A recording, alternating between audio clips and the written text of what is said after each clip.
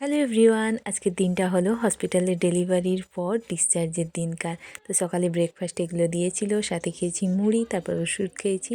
এখন 11টার সময় visiting hours আছে, আমার হাজব্যান্ড দেখতে এসেছে আমাকে আর বেবিকে। আর যেহেতু ছুটি, তাই সমস্ত কিছু হসপিটালের জিনিসও গুছিয়ে দিয়েছি।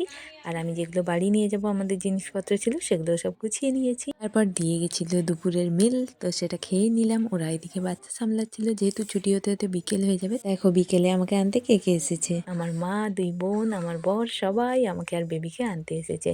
তো সমস্ত কাগজপত্র সেরে নেমে এসেছি এখন হসপিটালের নিচে।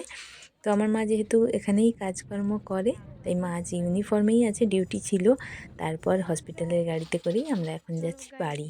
তো ডেলিভারির দিন আর তারপরে যে দুদিন ভর্তি ছিলাম ট্রিটমেন্টের কারণে, আমি ওই দুদিন কোনোই ভিডিও করিনি। আজ বাড়ি ফেরার আনন্দে একটু ভিডিওটা করলাম।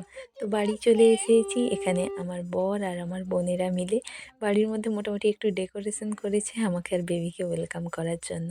খুবই সুন্দর হয়েছে।